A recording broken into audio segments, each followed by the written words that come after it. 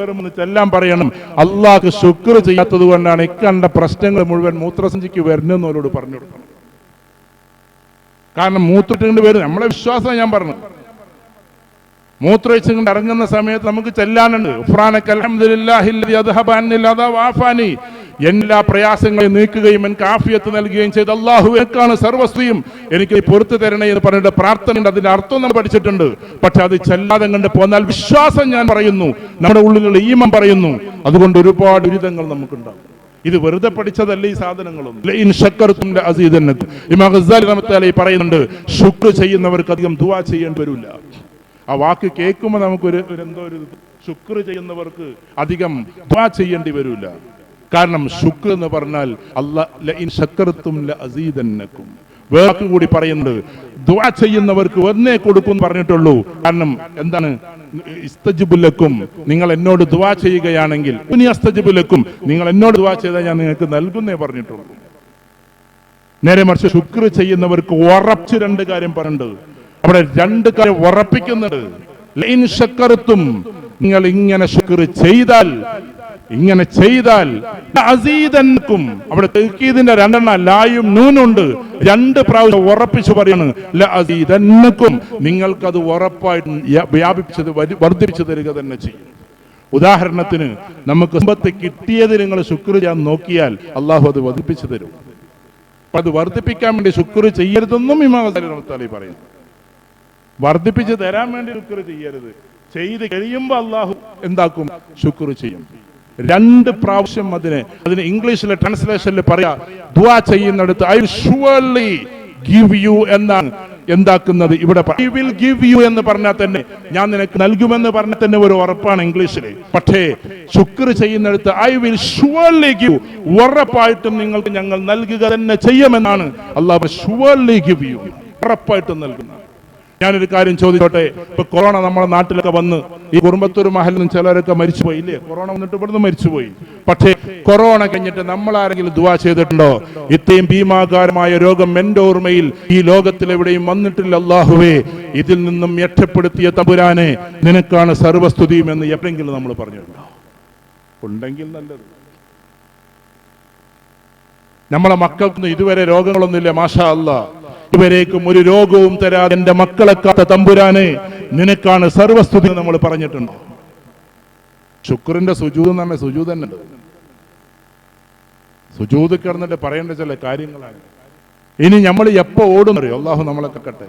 നമ്മളെ മക്കൾക്ക് സോക്കട് വന്നിട്ട് ദുആ ചെയ്യാൻ വേണ്ടിയിട്ട് എല്ലായിടത്തും നമ്മൾ ദ്വാരുന്നുകൊണ്ടേയിരിക്കും. അതിനു മുമ്പ് ശുക്രാണ് ചെയ്താൽ മതി. ഇത്തരം കാര്യങ്ങൾ മുഴുവനും നമ്മുടെ ജീവിതത്തിൽ പാലിക്കാനും ഓർമ്മിക്കാനും വേണ്ടിയാണ് സത്യം നമ്മൾ ഇത്തരത്തിലുള്ള സംഗമങ്ങൾ നടത്തുന്നത്. അതുകൊണ്ട് നമ്മുടെ കുട്ടികൾക്ക് ഇത്തരം ഡീപ്പായ കാര്യങ്ങൾ ഇതിനേക്കാൾ ഡീപ്പായി നമ്മുടെ കുട്ടികൾക്ക് പഠിപ്പിച്ചു കൊടുക്കണം. യതീസത്തെ എങ്ങനെയാണ് എതിർക്കേണ്ടത് എന്നും എങ്ങനെയാണ് അതിൽ നിന്ന് മാറി നിൽക്കേണ്ടത് എന്നും നമ്മുടെ കുട്ടികളെ നന്ദി മനോഹരമായി നമ്മൾ പഠിപ്പിച്ചു കൊടുക്കണം. രണ്ടാമത്തെ കാര്യം, നമ്മുടെ കുട്ടികൾക്ക് നല്ല കരിയർ ഉണ്ടാകണം. നമ്മുടെ കുട്ടികളെ ഞാൻ വെറുതെ പറയുന്നത്, വളരെ ശ്രദ്ധിക്കും. ഇതിനൊന്നും പൈസ ചെലവില്ല എന്ന് ഞാൻ ഈ ഹാളിനെ മാനിച്ചോടെ ഈ ഹാളിൽ വെച്ച് നിൽക്കേണ്ട കാര്യമാണ്. കരിയർ ഡെസ്ക് എന്നാൽ എന്താണ്? ഇപ്പൊ ടോപ്പ് 10 യൂണിവേഴ്സിറ്റീസ് ഉണ്ട്. ഞാനത് പറഞ്ഞുകൊണ്ടേയിരിക്കും. കാരണം എന്താണെന്ന് വെച്ചാൽ, ഇപ്പൊ എന്റെ മൊബൈൽ ഒരു കുട്ടിയുണ്ട്, ഞങ്ങൾക്ക് പോകുമ്പോ കാണാം, ഞാൻ കാണിച്ചു തരാം വേണമെങ്കിൽ. ആ കുട്ടിയുടെ പേര് ഇവിടെ അൻഡമാനിലുള്ള മോനാണ്. ലക്ഷദ്വീപിലുള്ള മോനാണ്. ഞാൻ അവൻ ആദരിക്കാൻ വേണ്ടി പോയിരുന്നു. അവന് ഒരു യൂണിവേഴ്സിറ്റി കൊടുത്ത പൈസ തരുന്നത് നിങ്ങള് ആ പത്രത്തിൽ വന്നിരുന്നു. ജസ്റ്റ് ന്യൂയോർക്ക് യൂണിവേഴ്സിറ്റിയുടെ ടെസ്റ്റ് എഴുതിയിട്ടുള്ളൂ, അവന് കിട്ടി. ന്യൂയോർക്ക് യൂണിവേഴ്സിറ്റിയുടെ ടെസ്റ്റ് എഴുതി കിട്ടി. അവന് കൊടുത്തത് 2 കോടി രൂപയാണ്. പത്രത്തിൽ വന്നിരുന്നു. 2 കോടി രൂപ യൂണിവേഴ്സിറ്റി പഠിക്കാൻ അങ്ങോട്ട് കൊടുക്കുകയാണെന്ന്. നമ്മൾ എത്ര കാലം ഗൾഫിലൊക്കെ പോയി ജോലി ചെയ്ത് 2 കോടി വരെ നല്ലപോലെ നമ്മൾ കണ്ടിട്ടുണ്ടാവില്ല. ഇതിൽ പല ആൾക്കാരും കണ്ടൊരു ഇടത്തിൽ ഉണ്ടാവാം. 2 കോടി പഠിക്കാൻ ന്യൂയോർക്ക് യൂണിവേഴ്സിറ്റി, അതിനെന്താ വേണ്ടേ? 4 ടെസ്റ്റുകളുണ്ട്. ആ 4 ടെസ്റ്റ് എന്താണെന്ന് ഈ മോൻ വന്നിട്ട് നിങ്ങൾക്ക് പഠിപ്പിച്ചു തരും. ഞാൻ ആ കുട്ടിനോട് പറഞ്ഞു കൊടുക്കാം.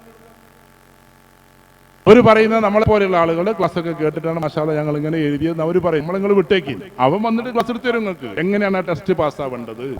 കുറുമ്പത്തൂരിലെ കുട്ടികൾ പാസ്സാവട്ടെ. 2 കോടി എല്ലാവർക്കും കിട്ടുന്നല്ല പറഞ്ഞത്. ന്യൂയോർക്ക് യൂണിവേഴ്സിറ്റി പോയി പഠിക്കട്ടെ, എന്നിട്ട് നല്ല ദീനിയായിട്ട് കുട്ടികൾ മാറട്ടെ. ചെറുപ്പം മുതൽ കുട്ടികൾ അങ്ങനെ ഓറിയന്റ് ചെയ്യും. നമ്മൾ ഈ കുറുമ്പത്തൂര് എന്നും പഴയതുപോലെ ആകല്ലേ. ഞാൻ ആത്മാർത്ഥപൂർവ്വം പറഞ്ഞത്. നമ്മളെ കുട്ടി ഇപ്പൊ ഇവിടെ നീറ്റ് എഴുതുന്ന എത്ര കുട്ടികളുണ്ടാവും? കുറുമ്പത്തൂർ കുറവായിരിക്കും, ഞങ്ങളെ കൊന്നല്ലൂരും കുറവാണ്. കാരണം നീറ്റ് പരീക്ഷയിൽ നമ്മളെ കൂട്ടത്തിൽ നിന്ന് കുറെ ഡോക്ടർമാരുണ്ടാവട്ടെ നല്ല മെഡിക്കൽ കോളേജിൽ. അപ്പൊ നിങ്ങൾ പറയും ഡോക്ടർ ആവാൻ കുറച്ച് അവസ്ഥയുണ്ടെന്ന്. നീറ്റ് പരീക്ഷ കഴിഞ്ഞിട്ട് നല്ല രീതിയിൽ നിങ്ങൾക്ക് പിന്നെ സീറ്റ് കിട്ടിയാലും MES മെഡിക്കൽ കോളേജ് പോലുള്ള മാനേജ്മെന്റ് സീറ്റ് ഉള്ള അതിലും മെറിറ്റ് കിട്ടിയാൽ പോലും 8 ലക്ഷം റുപ്യ കൊല്ലത്തി കൊടുക്കണം. 40 ലക്ഷം 50 ലക്ഷം റുപ്യ ഇല്ലാതെ പാവപ്പെട്ട കുട്ടിക്ക് പോലും മെറിറ്റ് ഇവിടെ കിട്ടൂല. എന്നാൽ നിങ്ങളൊരു കാര്യം അറിയോ, കോഴിക്കോട് മെഡിക്കൽ കോളേജിൽ ഒരു കൊല്ലത്തെ ഫീസ് എത്രയെന്ന് അറിയോ? നമ്മളെ കുട്ടിക്ക് കോഴിക്കോട് മെഡിക്കൽ കോളേജ് കിട്ടിയ 35,000 റുപ്യ. 35,000 ഇൻറ്റു 5 എന്നപ്പോ എത്ര വരുന്നത്? ഏകദേശം 1.25 ലക്ഷം റുപ്യ. അത് മതി ആകെ പഠിക്കാൻ. ഇനി അതിനേക്കാൾ ഒന്നും കൂടി നമ്മളെ കുട്ടികളെ മികവ് തെളിയിച്ചെന്ന് വെക്കുക. ആ കുട്ടിക്ക് എയിംസ് എങ്ങാനും കിട്ടിയെന്ന് വെക്കുക. എത്ര ഫീസ് എന്ന് അറിയാം നിങ്ങൾക്ക്? ഞാൻ ഓപ്പണായിട്ട് ഇതിലൂടെ പറഞ്ഞു, ഞാൻ മാധ്യമത്തിലേക്ക് ക്ലാസ് എടുക്കുന്നതാണ്. പത്രങ്ങൾക്ക് ആകെ 1,500 റുപ്യ ഫീസ് കൊല്ലത്തില്. എന്ന് വെച്ചാൽ 7,500 റുപ്യ കൊണ്ട് MBS കഴിഞ്ഞ് ഇറങ്ങാം എയിംസിൽ കിട്ടിയാല്. എന്താണ് നമ്മളെ കുട്ടികൾ അങ്ങനെ ആക്കിക്കൂടെ? ചെറുപ്പത്തിലൊരു ഓറിയന്റേഷൻ. അപ്പൊ നിങ്ങൾ ചോദിക്കും നിങ്ങളെ കുട്ടികൾ ഇപ്പൊ ഇങ്ങനെ കഴിക്കണോ? അങ്ങനെയാണെങ്കിൽ ചിലപ്പോൾ ഉള്ളിലൊരു ചോദ്യം ഉണ്ടാകുക. നമ്മളെ കുട്ടികൾ അത്ര വലിയ, ഞാൻ ദീനിയായിട്ടാണ് അവരെ വളരെ ദീനിയായിട്ട് പഠിപ്പിച്ചതും പിന്നെ അങ്ങനെ കുറച്ച് ഭൗതികപരമായിട്ട് പഠിപ്പിച്ചു. അള്ളാഹുവിന്റെ അനുഗ്രഹത്താൽ ഇപ്പൊ എൻ്റെ ഒരു മോനെ UK ഉണ്ട്, ഒരു മോൻ പോകാൻ നിൽക്കുന്നുണ്ട്, നല്ലൊരു യൂണിവേഴ്സിറ്റിയിലാണ്. എനിക്ക് അവനെ പഠിപ്പിക്കാൻ ആഗ്രഹം LSE-യിലാണ്. ഞാൻ മിനിയാന്ന് അവനോട് പറഞ്ഞു എങ്ങനെയെങ്കിലും LSE-യിൽ എന്താക്കണം, സീറ്റ് വാങ്ങിക്കണം. LSE എന്ന് പറഞ്ഞാൽ ലണ്ടൻ സ്കൂൾ ഓഫ് എക്കണോമിക്സ് ആണ്, കിട്ടാൻ നല്ല പണിയാണ്. അവനിപ്പം പല പണിയാണ് അവിടെ. ഞാൻ പറയാൻ 3 ടെസ്റ്റ് ഉണ്ട്, ആ ടെസ്റ്റ് കണ്ട് നോക്കിക്കാളെ എങ്ങനെങ്കിലും കയറൂല എന്നുള്ളതല്ല, അവനക്ക് കിട്ടുമോ കിട്ടൂലെന്ന് എനിക്ക് അറിഞ്ഞുകൂടാ. പക്ഷെ ഞാൻ പറഞ്ഞു LSE-യിലെത്തും. അതിന് LSE-യെ കുറിച്ചിട്ട് ഞാൻ പറഞ്ഞു കൊടുത്തു. എന്താ LSE? നമ്മുടെ ഇന്ത്യയുടെ ഭരണഘടന ഉണ്ടാക്കിയിട്ടുള്ള നമ്മുടെ BR അംബേദ്കർ പഠിച്ചത് LSE-യിലാണ്. LSE പഠിച്ച മൂപ്പരത് ഉണ്ടാക്കിയില്ല. AR നാരായണൻ പഠിച്ചത് അവിടെയാണ്. ലോകത്തിൽ അറിയപ്പെടുന്ന പലരും പഠിച്ചത് അവിടെയാണ്. അവിടെയെങ്കിലും അത് കിട്ടണമെന്ന് പറഞ്ഞിട്ടുണ്ട്. കിട്ടുമോ ഇല്ലെന്ന് നമുക്കറിയില്ല കേട്ടോ. അതൊന്നും ഉറപ്പിക്കാൻ നമുക്ക് പറ്റില്ല, കാരണം അത് നമ്മളെ തറവാട്ട് സ്വത്തൊന്നുമല്ല. പക്ഷെ നമ്മുടെ കുട്ടികളെ പ്രേരിപ്പിക്കണം. ആവറേജ് മക്കളാണ്, വലിയ പ്രതിഭാശാലികളൊന്നുമല്ല. എത്ര ആവറേജ് ആയാലും നമ്മുടെ കുട്ടികൾ അങ്ങനെ ഖത്തർ യൂണിവേഴ്സിറ്റി ഉദാഹരണത്തിന് പലർക്കും അറിയാവുന്ന ഒരു സാധനം ഖത്തർ യൂണിവേഴ്സിറ്റി. ഖത്തർ യൂണിവേഴ്സിറ്റിയിൽ നിങ്ങൾക്ക് അഡ്മിഷൻ കിട്ടാൻ പണിയാണ് കുട്ടികൾക്ക്. അഥവാ കിട്ടിക്കഴിഞ്ഞാൽ മേലെ തട്ടിലേക്ക് നിങ്ങൾ പോയാൽ അവരെന്നെ പല അംബാസഡേഴ്സ് ആയിട്ട് നിയോഗിക്കും. ചുരുങ്ങിയത് ആ കുട്ടിക്ക് 25,000 റിയാല് ശമ്പളം കിട്ടും. 25,000 റിയാൽ എന്ന് പറഞ്ഞാൽ ഇന്നിപ്പോൾ ഏകദേശം 6 ലക്ഷം റുപ്യകളാണ്. നിങ്ങൾക്കൊക്കെ ഇതൊക്കെ അറിയുന്ന ആൾക്കാർ ഞങ്ങളിവിടെ പറയാത്തോണ്ടാണ്. ഖത്തർ യൂണിവേഴ്സിറ്റി റിസർച്ച് കഴിഞ്ഞിട്ടുണ്ടെങ്കിൽ അവർ പലയിടത്തേക്ക് നിയോഗിക്കും. അതൊക്കെ പിന്നീട് നമുക്ക് മനസ്സിലാക്കാം. ഇങ്ങനെ എത്ര അതിന്റെ പരീക്ഷ ഇവിടെ എഴുതിപ്പിക്കൊണ്ട് എന്താ ചെലവ്? അപ്പം വിചാരിക്കും നമ്മുടെ കുടുംബത്തൂരൊന്നും പറ്റിയ കുട്ടികളില്ല. ഞാനൊരു കാര്യങ്ങളോട് പറയാം, ഞാൻ ആത്മാർത്ഥപൂർവ്വം പറയാം. നമ്മളിതൊക്കെ എങ്ങനെ എന്താ പറയാ, കുറെ ഫുട്ബോൾ കളിച്ചിട്ടും വോളിബോൾ കളിച്ചിട്ടും 10ാം ക്ലാസ് ഒക്കെ എങ്ങനെങ്കിലും കണ്ട് രക്ഷപ്പെട്ടിട്ട് ഇങ്ങനെ നിൽക്കുമ്പോഴാണ് സത്യത്തിൽ പിന്നെ ഞാൻ അങ്ങനെ പറഞ്ഞോട് നിങ്ങൾക്ക് തോന്നരുത്. പിന്നെ ഒരു മുക്കിൽപ്പീടി ആ ഭാഗത്തുള്ള 1-2 ആൾക്കാർ ഒരു സിനിമക്കൂടെ പറഞ്ഞോട് നിങ്ങൾക്ക് അനുഭവം പറയണം. ഇപ്പാപ്പയാണെങ്കിൽ അവിടെ എന്താ പറയാ ഫുള്ളും പിന്നെ പ്രസിഡന്റും അതും ഇതും എന്നൊക്കെ പറഞ്ഞ് നടക്കുക. ഞാൻ എന്താക്കിയെന്നാൽ അതും കേക്കങ്ങൾക്ക് കോന്നല്ലൂർ പള്ളിക്കൽ ദർശോധന സമയത്ത് അവിടുന്നുള്ള 2 കുട്ടികളുണ്ട്. 10 മൊയ്നൊക്കെ മടുത്തിൽ വെച്ചിട്ടാണ് പോണത്. ക്ഷമിക്കണം അങ്ങനെ പറഞ്ഞോണ്ടിട്ട്. അന്ന് അങ്ങനെയാണ്, ആരും ഗൈഡ് ചെയ്യാനില്ല. ചുരുക്കി ഞാൻ മടിയിൽ വെച്ചിട്ടില്ല കേട്ടോ, ഞാൻ പെരി കൊടുത്തിട്ടാണ് പോയത്. അല്ല അവരൊക്കെ കാര്യം പറഞ്ഞു വന്നിട്ട് ഉമ്മാന്റെ അടുത്ത് അങ്ങോട്ട് കിട്ടിയ അടി. ഉമ്മ നല്ല അടി. ഉമ്മാന്റെ സ്വഭാവക്കഥ നമ്മളെ അയൽവാസികൾ അറിയാം. മക്കൾ എന്തെങ്കിലും ചെയ്താൽ നല്ലോണം അടിക്കുമെന്ന്. ആ ഉമ്മയുടെ അടികളും ഒരു ചീത്തയൊക്കെയാണ് സത്യം നമ്മളൊക്കെ ഇങ്ങനെ ആവണം. പിന്നെ തോന്നിയതാണ് ഈ നടത്തം ശരിയല്ല. ഒരു സിനിമക്കൊക്കെ നമ്മൾ പോയിട്ടുള്ളൂ കേട്ടോ. അതൊന്നും ഇങ്ങനെ കുറേ കാലം പോകാനും നേരെ കിട്ടി. 17ാമത്തെ വയസ്സായപ്പോ എന്തായിന്ന് പറഞ്ഞാൽ നേരെ എനിക്ക് തോന്നിയതാണ്. ഞാൻ ഇന്ന കഥ പറയല്ല കേട്ടോ. അങ്ങനെ ഗൈഡൻസ് കൊടുക്കാൻ ആള് വേണമെന്നാണ് ഞാനിപ്പോൾ ഇപ്പോണ്ടിരിക്കണം. രാഷ്ട്രീയം പറയല്ല, ഞാൻ കേൾക്കണത് +2-ന് പഠിക്കുമ്പോൾ അന്ന് പ്രീ ഡിഗ്രിയാണ്. സമാനി സാഹിബിന്റെ ക്ലാസ് അവിടെ നടക്കുന്നുണ്ട് കേൾക്കണത്. കാരണം ഞാൻ ഒട്ടിക്കാടുള്ള അബു എഞ്ചിനീയറോട് ഞാൻ ചോദിച്ചു എനിക്ക് വരാൻ പറ്റുമോ ക്ലാസ്സിന്. അവൻ അവിടെ എങ്ങനെ ഇറങ്ങണേ ഞാൻ കാണാം കോളേജിൽ പോകുമ്പോൾ. ഓൻ പറഞ്ഞു അങ്ങനെ വരാൻ പറ്റില്ല, ഭയങ്കര സ്ട്രിക്റ്റ്. അങ്ങോട്ട് ഞങ്ങൾ 10-20 ആൾക്കാരുള്ളൊക്കെ പറഞ്ഞു. 30 ഭയങ്കരമായിട്ട്. ചുരുക്കി പറഞ്ഞാൽ ഞാൻ ഒരു ദിവസം അവിടെ ഇറങ്ങി. അബു എഞ്ചിനീയർ ഇങ്ങനെ നോക്കുന്നുണ്ട്, ഇതെന്താ ഇപ്പം ബാങ്ക് ഒന്നുമില്ലാതെ വരുന്നതെന്നൊക്കെ വിചാരിച്ചിട്ട്. ഞാനിങ്ങനെ എനിക്ക് മൂപ്പരെ പെരി അറിയില്ല, ഇതും അറിയില്ല. എനിക്ക് ആകെ സമദാനി സാഹിബിന് ഓർമ്മയുള്ളത് എത്തിയാന ഉദ്ഘാടനത്തിൽ വന്ന സമയത്ത് ഒരു പ്രസംഗം ഉണ്ടായി. അന്ന് പാപ്പ പ്രസിഡന്റ് ആയതുകൊണ്ട് പാപ്പാന്റെ കൂടെ ഞാൻ അപ്പുറത്തിരിക്കുമ്പോൾ ഞാൻ പറഞ്ഞ സമദാനിനൊക്കെ ഒന്ന് തുടരണം എന്ന് പറഞ്ഞ് ചുരുക്കി പറഞ്ഞാൽ എന്താക്കി, ഇന്നത്തെ സമദാനി സാഹിബിനെ കുറിച്ച് എല്ലാം പറഞ്ഞു. നിങ്ങൾ രാഷ്ട്രീയപരമായി കാണല്ലേ, അന്നത്തെ ഒരു അങ്ങനെ ഉണ്ടല്ലോ പ്രഭാഷകനായ സമദാനി സാഹിബ്. ചുരുക്കി പറഞ്ഞാൽ തുടരണം എന്ന് പറഞ്ഞാൽ അങ്ങനെ തൊട്ടാന്ന് യൂസുഫ് സുലൈമാൻ തന്നെ അറബികളുണ്ടായതിന് ഓലി പാപ്പ കൊണ്ടുപോയി തൊടിപ്പിച്ച് ആ തൊട്ടൊരു ബന്ധം ഞങ്ങളുള്ളൂ.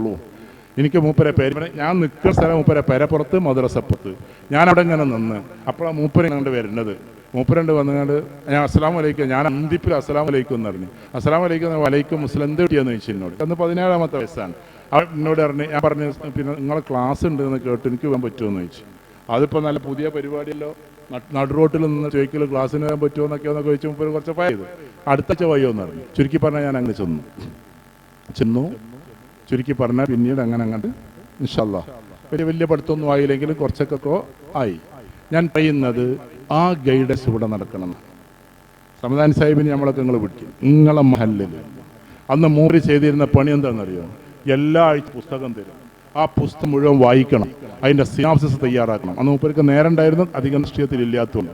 എല്ലാ ആഴ്ചയിലും പുസ്തകം വായിച്ച് അതിൻ്റെ രത്ന ചുരുക്കം എഴുതി ഇതിനെ പറ്റിയിട്ട് ഓരോ വെള്ളിയാഴ്ചയും പ്രസംഗിക്കണം. എന്ത് പേടിയിൽ ഞങ്ങൾ ചെയ്തിരുന്നറിയോ? ഞങ്ങൾ ഈ ഇതിൻ്റെ ഉള്ളിൽ നല്ലൊരു ലൈബ്രറി വെച്ചിട്ട് കുട്ടികൾക്ക് കുറച്ച് വായിക്കാനൊക്കെ പുസ്തകം കൊടുത്തിട്ട് അതിൻ്റെ സിനാപ്സിസൊക്കെ തയ്യാറാക്കിയിട്ട് വെറുതെ മാസത്തിലൊരിക്കൽ, അത് അങ്ങ് ആഴ്ചയിലൊരിക്കലും ചെയ്തിരുന്നത്, മാസത്തിലൊരു സെമിനാർ പോലെ വെച്ചാൽ ആ കുട്ടികൾ 50 ആളുണ്ടെങ്കിൽ 50 പുസ്തകത്തിന്റെ വിവരം നമുക്കുണ്ടാകും. ഇതൊക്കെ സമദാനിച്ചായി വാങ്ങിയ കുട്ടി, അതാ രസം. ഈ സിനാപ്സിസൊക്കെ മൂപ്പര് വാങ്ങിയ അറിയോ? മൂപ്പയ്ക്ക് ഈ വിവരങ്ങൾ കൂടുതൽ കിട്ടാൻ വേണ്ടി. എന്നിട്ട് എന്തൊക്കെ എന്ന് പറഞ്ഞാൽ 50 ആൾ അയച്ചത് കിട്ടുമല്ലോ, ഇല്ലെങ്കിൽ ഞങ്ങളന്ന് 20 ആൾ അയച്ചത് കിട്ടും. ഇതേപോലത്തെ പരിപാടി ഇവിടെ നടത്തി. അപ്പൊ കുട്ടികൾ എന്താകും? അതിന്റെ കൂട്ടത്തിലുണ്ടാകും കുട്ടികൾ. നല്ല നാളെ ഏതെങ്കിലും എവിടെയെങ്കിലും ഒന്നിന്റെ പ്രഭാഷകരൊന്നും പോരാ, നമ്മൾ ഈ സമൂഹത്തിൽ ഒരുപാട് സംസാരിക്കുന്ന ആളുകൾ വേണം. ഇപ്പൊ എത്ര മനോഹരമായിട്ട് പാർലമെന്റിൽ പല ആൾക്കാരും സംസാരിക്കുന്നു, ഏത് പാർട്ടിക്കാരായിക്കോട്ടെ, എത്ര സ്ട്രോങ്ങിൽ സംസാരിക്കുന്നു. പ്രധാനമന്ത്രിക്കെതിരെ ശക്തമായിട്ട് വിരൽ ചൂണ്ടി സംസാരിക്കല്ലേ ദിവസങ്ങളായിട്ട്. എന്തുകൊണ്ട് അത്തരമുള്ള ആളുകൾ, ഞാൻ രാഷ്ട്രീയമല്ല പറഞ്ഞത്, എവിടെയും ചടുലമായി സംസാരിക്കുന്ന ആളുകളെ വാർത്ത നമ്മുടെ കുടുംബത്തും മഹലിന് പറ്റണം. ആ അവസ്ഥയിലേക്ക് നമ്മൾ എത്തണം. ആത്മീയപരമായി ഉയരുമ്പോൾ തന്നെ നമ്മളെ കുട്ടികളിന് ഭൗതികപരമായിട്ട് പഠിക്കാമെന്ന് വിചാരിച്ചു ഒരു ദിവസം ഖത്തീബ് കൊടുക്കുന്നുണ്ട്. നിർത്താറായി ഏകദേശം.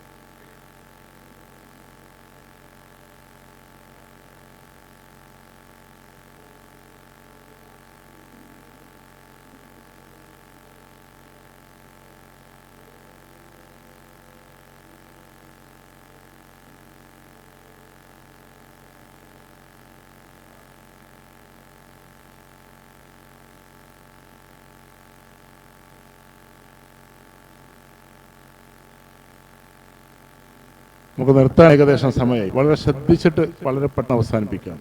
സഹോദരന്മാരെ, ഇരിക്കുന്ന എല്ലാവരോടും നമ്മുടെ മഹല്ലിനെ കൂടുതൽ ഉയരങ്ങളിലേക്ക് കൊണ്ടുപോകണം. അതിന് നമ്മൾ കുട്ടികളെ ശ്രദ്ധിച്ച്, യുവാക്കളെ ശ്രദ്ധിച്ച്, ഇപ്പോൾ വേണ്ടിയിട്ട് ഇപ്പം നമ്മളെ നാട്ടിൽ നിന്ന് ഗൾഫിൽ പോകുന്ന ആൾക്കാരുണ്ടെന്ന് വിചാരിക്കും. ഈ ഹാളിൽ തന്നെ വെച്ച് ഇതൊക്കെ ഉപയോഗിക്കാം. എന്താ ചെയ്യേണ്ടതെന്നറിയോ? നമ്മൾ ഗൾഫിലേക്ക് പോകുന്ന ആൾക്കാർ, വിദേശത്തേക്ക് പോകുന്ന ആൾക്കാർ, ആ പോകുന്ന ആൾക്കാർക്ക് വേണ്ടിയിട്ട് ഒരു ഇംഗ്ലീഷ് ട്രെയിനിങ് കോഴ്സ് എന്ന് വിചാരിച്ചോ. ഒരു മാസത്തിൽ ഇംഗ്ലീഷ് ട്രെയിനിങ് കോഴ്സ്. അതിന് എത്ര ചിലവുക?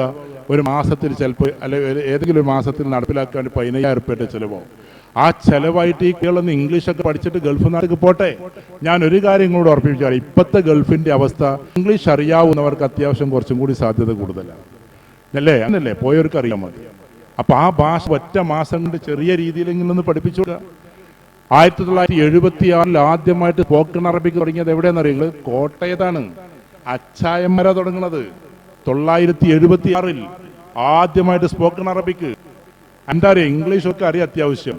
ഈ അറബി ഭാഷയും കൂടി പഠിച്ചിട്ടാണ്ട് ചെന്നാലേ ഗൾഫിൽ എന്താവുള്ളൂ, ഏറ്റവും സ്ട്രോങ് ലെവലുള്ള സീറ്റ് കിട്ടുള്ളൂ എന്ന് മനസ്സിലാക്കിയിട്ട് അന്ന് ചെയ്തത്. നമ്മൾ അവരെ കുറ്റപ്പെടുത്തല്ല, ഓല അഡ്വാൻസ്ഡായിട്ട് ചിന്തിച്ചു. അതുകൊണ്ട് എന്താ അവര് അന്നൊക്കെ അച്ചായന്മാരിരുന്ന് തിരിയുന്ന കസയുടെ അടിയിലെ ടൈൽസ് തുടക്കാൻ വിൽക്കപ്പെട്ടവരായിരുന്നു നമ്മളെ മലബാറിൽ നിന്ന് കയറുന്നവര്. ഇന്നും അങ്ങനെ തന്നെയാണ്.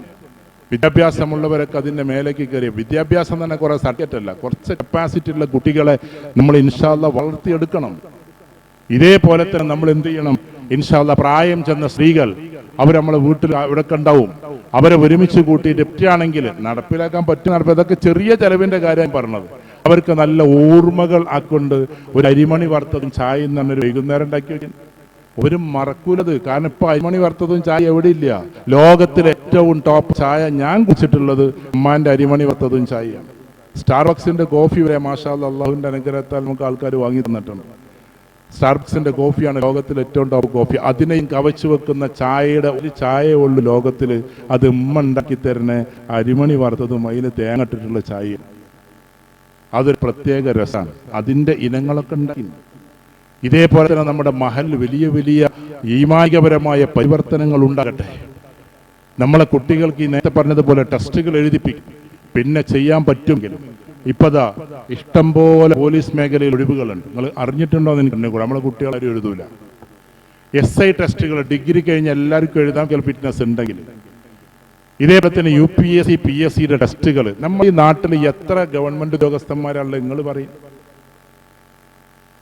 വളരെ കുറവല്ലേ? ആണോ അല്ലേ? ഉറപ്പല്ലേ? ഓരോ ഗവൺമെന്റ് ആളുകൾക്ക് ഇപ്പൊ എത്ര സാലറി നിങ്ങൾക്കറിയാം? ജസ്റ്റ് PG കഴിഞ്ഞ് നെറ്റും കഴിഞ്ഞ് കോളേജിൽ കയറിയാൽ 1.25 ലക്ഷം രൂപയാണ് സ്റ്റാർട്ടിങ് സാലറി. കോളേജിലെ ലെക്ചർമാർ അധികം താമസിയാതെ 1.25 ഇത്രയും സാലറിയാണ്. കർമാരെന്നെ പറയുന്നത് നിങ്ങളെക്കാളും കൂടുതൽ സാലറി ഇപ്പോൾ ലെക്ചർമാർക്ക് കൊടുക്കുന്നത്. ആ ഒരു അവസ്ഥയുണ്ട്. ഒരുപാട് മേഖലകളിലേക്ക് നമുക്ക് കയറാം. ഈ മാത്രം കാണില്ലേ? ഇപ്പൊ വിദേശ രാജ്യങ്ങളിലേക്ക് പോകുന്ന കുട്ടികളുണ്ട്. അവർക്ക് അതിൻ്റെതായ ടെസ്റ്റുകളും കാര്യങ്ങളൊക്കെ ചെയ്തിട്ട് പുറത്തേക്ക് പറഞ്ഞേ. അപ്പൊ എന്താവും? നമ്മുടെ മഹല്ല് സ്ട്രോങ് ആവും. നമ്മുടെ മഹൽറ്റു, നമ്മൾ ഈ തിരുമുറ്റത്ത് എന്ന് പറയുന്ന സ്ഥലം, നമ്മുടെ ഈ മുറ്റത്ത് വീണ്ടും ഒരുമിച്ച് കൂടിയത് എൻ്റെ പ്രിയപ്പെട്ടവരെ എന്തെങ്കിലുമൊക്കെ പറഞ്ഞ് പിരിയാൻ വേണ്ടിയിട്ടല്ല. ഈ കാര്യങ്ങളൊക്കെ ചെറുതായി നടപ്പിലാക്കിയാൽ ഇൻഷാ അല്ലാഹ് ഉയരങ്ങളിലേക്ക് പോകാൻ നമുക്ക് പറ്റും. അതിന് നമ്മൾ ചെയ്യേണ്ടത് എന്താണ്? അള്ളാഹുവേക്ക് അചഞ്ചലമായ വിശ്വാസത്തിലൂടെ കടന്നു പോകലാണ്. നാട്ടിൽ ഇത് വരാതിരിക്കാൻ അതിനൊരു സെല്ലുണ്ടാകണം, ഡ്രഗ്സ് വരാതിരിക്കാൻ. അതിനെന്ത് പറഞ്ഞെന്നറിയോ? SP സാറൊക്കെ പറയുന്ന ഒരു കാര്യം ഞാൻ പറയാം. എന്ന് വെച്ചാൽ നമ്മുടെ നാട്ടിൽ ഇത് വരാതിരിക്കാൻ, ബ്ലോക്ക് ചെയ്യാൻ അതിന് ഇങ്ങുണ്ടാകണം. എന്തെങ്കിലും ഒരു സൂചന കണ്ടാൽ നേരെ ഇവിടുത്തെ പോലീസ് സ്റ്റേഷനിൽ കൊടുത്തോളി നിങ്ങൾ കേസൊക്കെ. നേരെ മേലേക്ക് അതിൻ്റെ സെല്ലുകൾ, ആന്റി ഡ്രഗ്സ് ബ്യൂറോ ഉണ്ട്, അങ്ങോട്ടത് കൊടുക്കുക. ഉടനെ തന്നെ ഇത് ഇല്ലാണ്ടാക്കുക. അമ്മാതിരി പരിപാടികളപ്പോൾ നടക്കണം. ഇത് കൊണ്ടെടുക്കുന്ന ആൾക്കാരെ വേഗം പോയിട്ട് അറസ്റ്റ് ചെയ്യാം. നേരെ ചെറിയ ചെറിയ സ്ഥലത്തൊക്കെ രാഷ്ട്രീയക്കാർ വിളിച്ചു പറയും. പക്ഷെ മേലേക്ക് പോകുമ്പോൾ സാധാരണ രാഷ്ട്രീയക്കാർക്കൊന്നും ചിലപ്പോൾ പിടുത്തം കിട്ടൂല. ലൈസൻസ് ഇല്ലാതെ പോയാൽ, ഇപ്പൊ പഴയ മാതിരി വിളിച്ചു തരാൻ പറ്റില്ല. ലൈസൻസ് ഇല്ലാതെ വണ്ടി ഓടിച്ചാൽ, കാരണം ക്യാമറ, എന്നോട് സാറ് പറഞ്ഞതാണ്, ക്യാമറ എടുത്തു കഴിഞ്ഞാൽ നേരെ ഏതിലേക്ക് പോകും? അവരുടെ ഗ്രൂപ്പ് ഉണ്ട്, ആ ഗ്രൂപ്പിലേക്ക് പോകും. ഇപ്പൊ എൻ്റെ ഒരു മൂത്താപ്പാന്റെ മോനൊരു കേസ് അങ്ങനെ ഉണ്ടായി. നമ്മൾ MLA കൊണ്ട് വിളിച്ചറിയിപ്പിച്ചു, മൊയ്തീൻ സാഹിബിനൊക്കെ. മൊയ്തീൻ സാഹിബ് ആദ്യമേ എന്താന്ന് പറഞ്ഞാൽ നടക്കൂല. SI സാറ് പരിചയം ഉണ്ടെന്ന് പറഞ്ഞു, സാർ ഇതെന്താ വിഷയം എന്ന് പറഞ്ഞാൽ ഈ ഫോട്ടോ കണ്ട് പോയാൽ പിന്നെ ഞങ്ങൾക്കൊന്നും ചെയ്യാൻ പറ്റില്ല. ഫോട്ടോ എടുക്കൽ കയറുന്നു. 30,000 ഉറുപ്പ്യ എന്തായി ഫൈൻ അടച്ചു? 30,000 ഉറുപ്പ്യ. ഇനി അങ്ങനെയാണ് ലൈസൻസ് ഇല്ലാതെ കുട്ടികൾ പോയാൽ ഉടമസ്ഥൻ 30,000 ഉറുപ്പ്യ അടക്കണം. അത് വാപ്പായാലും വേണ്ടില്ല, മോനായാലും വേണ്ടില്ല. ഇനി അങ്ങനെ, കാരണം ഗവൺമെന്റിന് അടുത്ത് പൈസ ഇല്ല. അപ്പൊ ഇത്തരം ചതിവുകളിലേക്ക് പോകാതിരിക്കാൻ അതിന്റെ സെല്ലുകൾ ഉണ്ടാകണം. ഇതൊക്കെ നടപ്പിലാകുമോ എന്നൊക്കെ നിങ്ങളുടെ മനസ്സിലൊരു ചിന്തയുണ്ടാകാം. ഞാൻ ഉറപ്പിച്ച് പറയും, നിങ്ങൾ പെരിന്തൽമണ്ണയിൽ ഒരു മഹലിൽ പോയി നോക്കുക.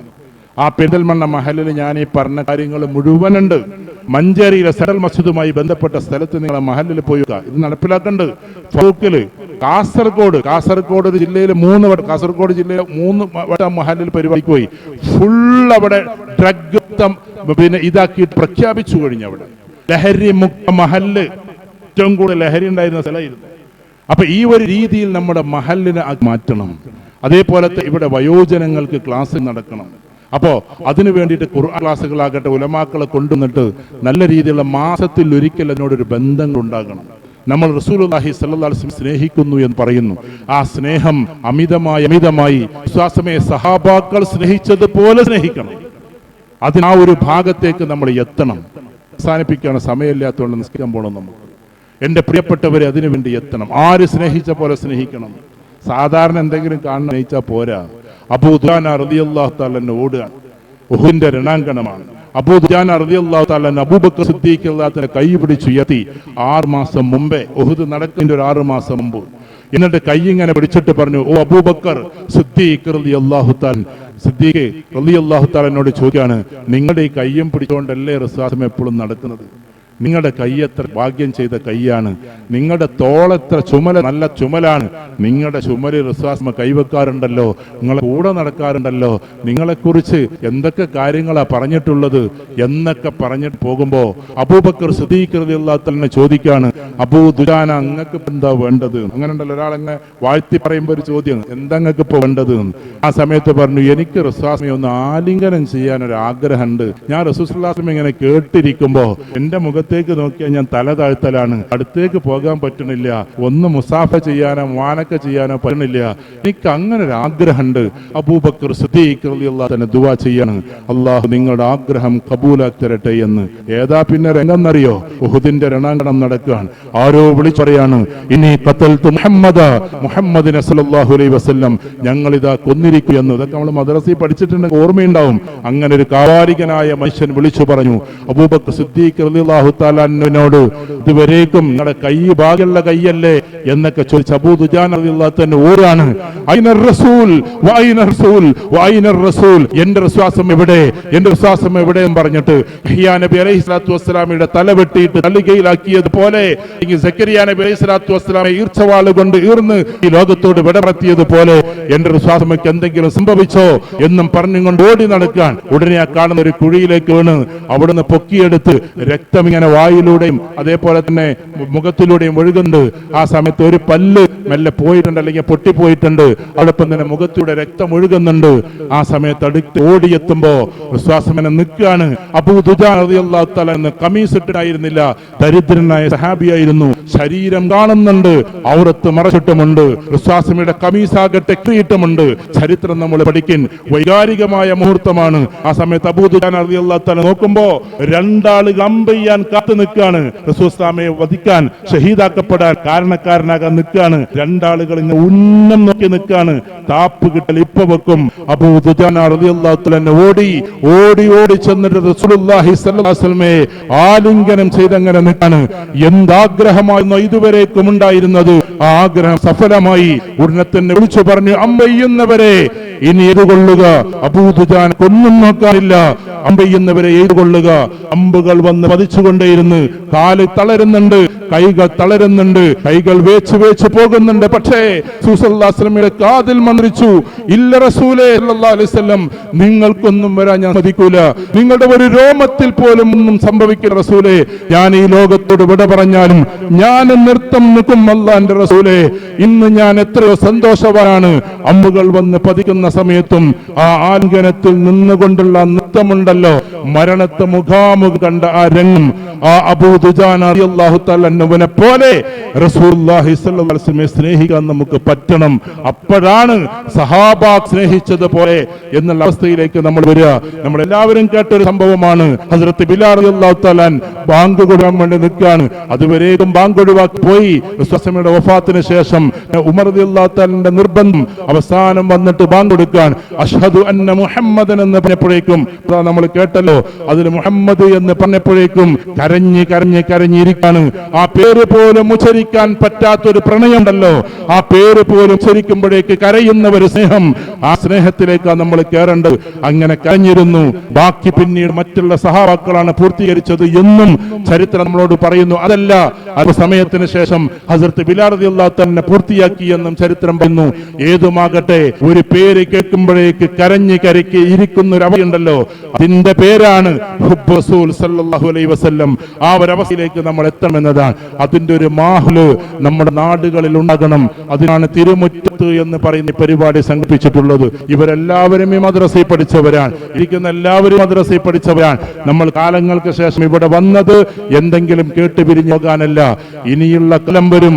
ആ കാലത്ത് ഇതിലൂടെ എന്തെങ്കിലും നമ്മുടെ മയ്യത്ത് കടന്നു പോകും.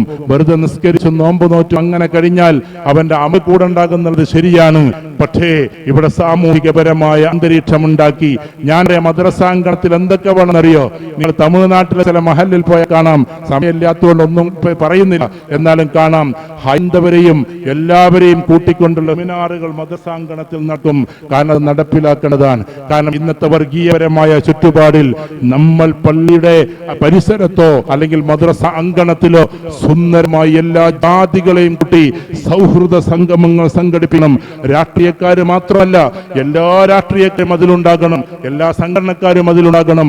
എത്രയോ മഹല്ലുകൾ നടപ്പിലാക്കുന്നു. അതിന്റെ ഫത്വകളൊക്കെ നിങ്ങൾ ഉലമാക്കളോട് ചോദിക്കുക. പക്ഷേ സ്നേഹിക്കുന്ന, നമുക്ക് സൗഹൃദമുള്ള, നന്നായിട്ട് വർഗീയതയില്ലാതെ ഇരിക്കുന്ന മുഴുവൻ നാളെയും ഒരുമിച്ച് കൂട്ടി, ഇനി വർഗീയത ഉണ്ടെങ്കിൽ തന്നെ അവനെ ഒരുമിച്ച് കൂട്ടി സൗഹൃദപരമായ ടോക്കുകൾ നടത്തി എല്ലാവരും പരസ്പരം ഇങ്ങനെ സ്നേഹിച്ചു പോകണമെന്ന്. അതിന്റെ പേര് കൂടിയാണ് മഹല്.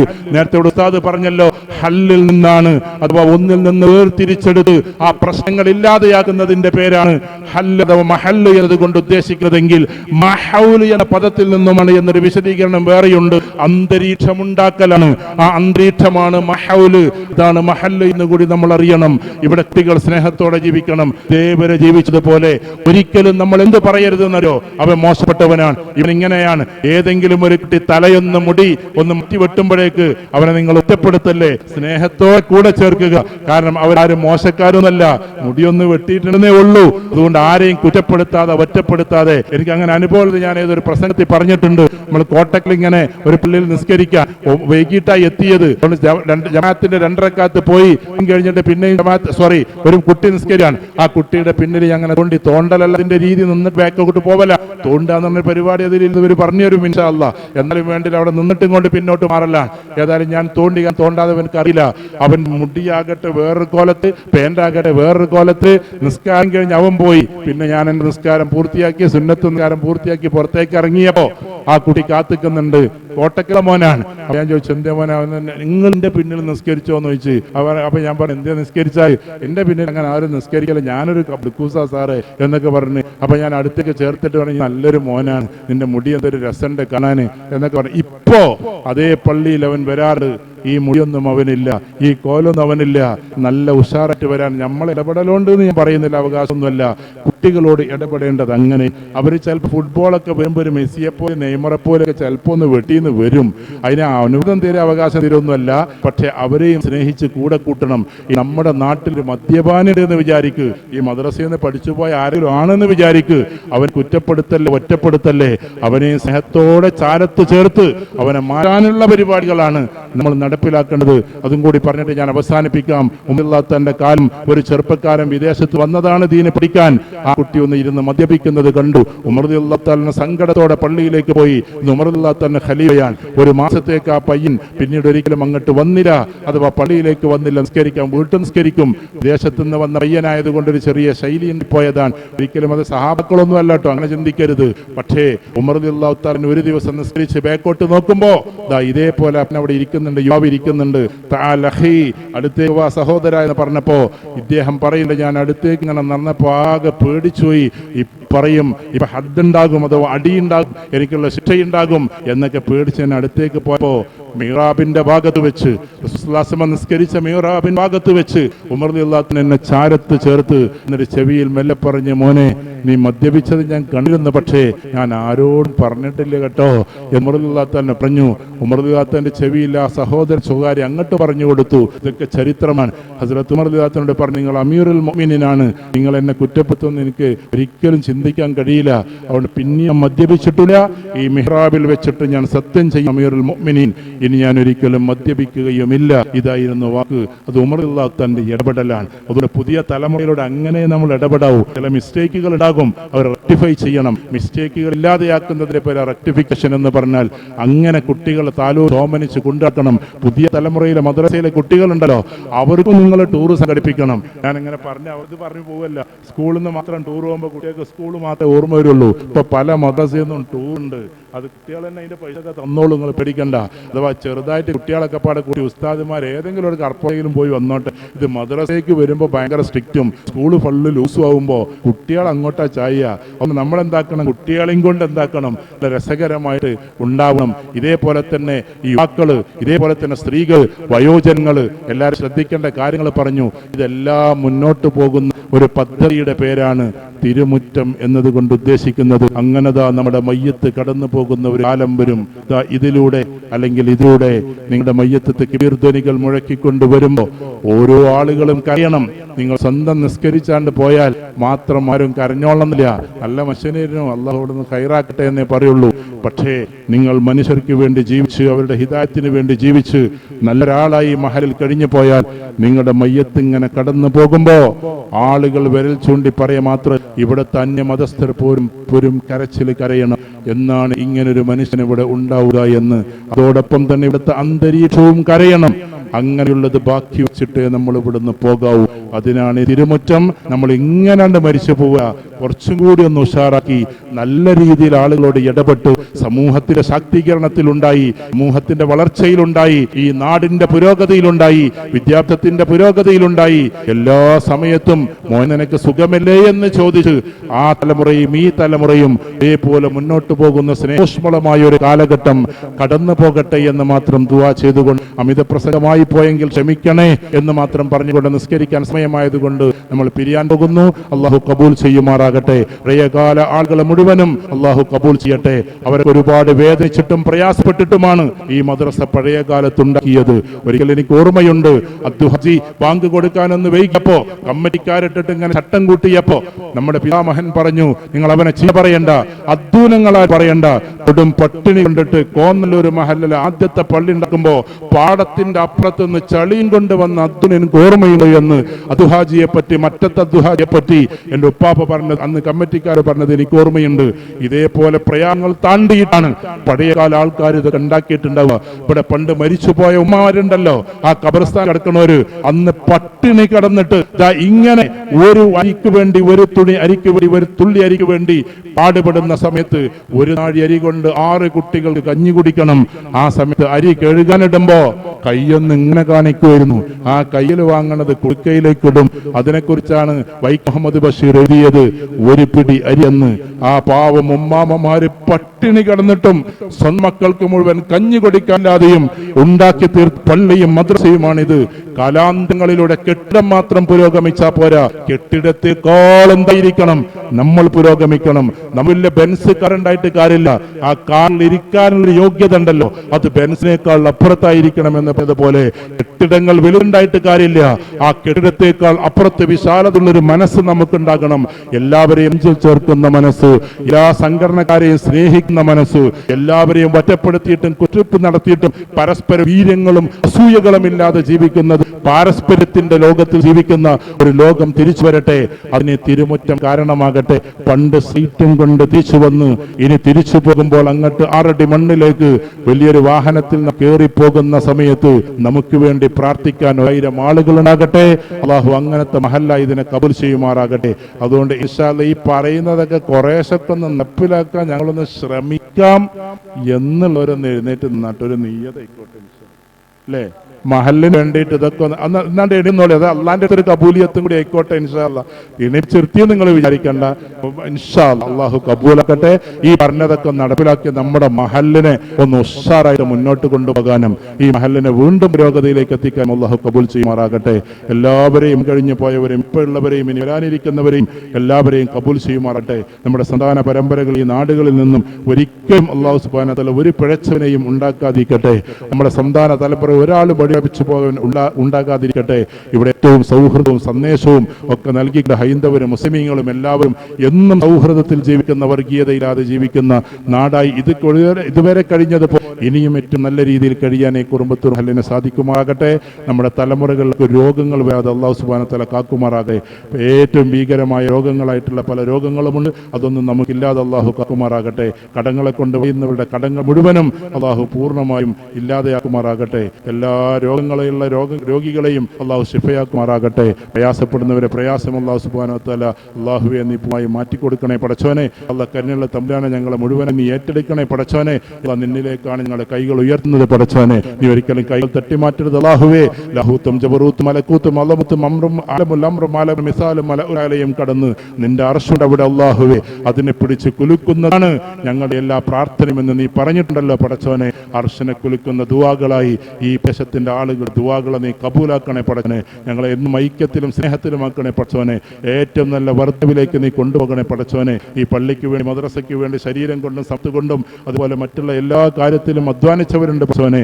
എല്ലാം മറന്നുകൊണ്ട് അതിനു വേണ്ടി എല്ലാം നൽകിയവരുണ്ട് പടച്ചോനെ. ചിലപ്പോൾ കമ്മിറ്റിക്കാർ ചോദിക്കുമ്പോൾ പ്രയാസത്തോടുകൂടി നിന്നവരുമുണ്ട് പടച്ചോനെ. നിന്റെ അടുത്ത് അത്ര തരാനില്ലെന്ന് പറയുമ്പോൾ ഉള്ളിൽ വിഷമമുണ്ടാവുകയും ചിലപ്പോൾ അരിശം തോന്നുകയും ചെയ്തിട്ടുണ്ടാകും പടച്ചോനെ. എല്ലാവർക്കും നീ പുറത്തു കൊടുക്കണേ പടച്ചോനെ. ഇതെല്ലാം ഞങ്ങൾക്ക് ആഹ്റത്തിക്ക് വേണ്ടിയിട്ടാണല്ലോ പടച്ചോനെ. ചില ഘട്ടത്തിൽ നിർബന്ധിക്കേണ്ടി വന്നിട്ടുണ്ടാകും, അതിനെല്ലാം നീ കബൂലാക്കണേ പടച്ചോനെ. അതെല്ലാം മറന്ന് വീണ്ടും ഒന്നിച്ച് നല്ലോഗതിയിലേക്ക് പോകാൻ നീ തൗഫീക്ക് നൽകണേ പടച്ചോനെ. റബ്ബനാ ആതിനാ ഫിദ്ദുനിയ ഹസന വഫിൽ ആഖിറതി ഹസനത വഖിനാ അദാബന്നാർ. റബ്ബനാ തഖബ്ബൽ മിന്നാ ദുആഅനാ ഇന്നക അൻത സമീഉൽ അലീം വതുബ് അലൈനാ ഇന്നക അൻത തവ്വാബുർ റഹീം. اللهم إنا نسألك الجنة الفردوس الأعلى يا أرحم الراحمين. اللهم يسر عسيرنا وسهل أمورنا مع الرأفة في قلوبنا وأبداننا يا أرحم الراحمين. اللهم أذهب البأس رب الناس واشف أنت الشافي لا شفاء إلا شفاءك شفاء لا يغادر سقما. اللهم أنت ربنا وأنت ولينا في الدنيا والآخرة. عليك توكلنا وإليك أنبنا وإليك المصير. حسبي الله ونعم الوكيل نعم المولى ونعم النصير. آمين برحمتك يا أرحم الراحمين. صلى الله على محمد صلى الله عليه وسلم صلى الله على محمد صلى الله عليه وسلم. اللهم صل على محمد يا رب. നന്ദി പറയാൻ വേണ്ടി അസ്സലാമു അലൈക്കും വറഹ്മത്തുള്ളാഹി. അൽഹംദുലില്ലാഹി റബ്ബിൽ ആലമീൻ. വളരെ സന്തോഷം. ഞാൻ ചുരുക്കാണ് ഈ പരിപാടിയിൽ പങ്കെടുത്തുള്ള ഇതിൻ്റെ ഉദ്ഘാടനം ചെയ്ത പ്രിയപ്പെട്ട കുഞ്ഞുമോൻ തങ്ങളവർക്ക് ആദ്യമായി നന്ദി രേഖപ്പെടുന്നതോടുകൂടി വളരെ പ്രഗത്ഭമായ രൂപത്തിൽ നമുക്ക് മുതലാകുന്ന നല്ല രൂപത്തിൽ തന്നെ ഇവിടെ പ്രഗത്ഭ ക്ലാസ് എതിരുള്ള പ്രിയപ്പെട്ട ഡോക്ടർ ശ്രീമാൻ മേപ്പത്തൂർ അവർക്കും അതുപോലെ തന്നെ ഇതിൻ്റെ അധ്യക്ഷത വഹിച്ച പ്രിയപ്പെട്ട സെയ്തൽവി ഹാജി, സെക്രട്ടറി പറമ്പിൽ സെയ്തൽവി ഹാജി തുടങ്ങിയ എല്ലാ ആളുകൾക്കും ഒറ്റ വാക്കിൽ നന്ദി രേഖപ്പെടുത്തിക്കൊണ്ട് അധ്യക്ഷൻ്റെ അനുമതിയോടുകൂടി യോഗം പിരിച്ചുവിടുന്നതായി അറിയുക. ഭക്ഷണം എല്ലാവരും പോയിട്ട് ഭക്ഷണം കഴിച്ചിട്ട് ബോക്സ് ആയിട്ട് ഭക്ഷണം തയ്യാറാക്കിയിട്ടുണ്ട്.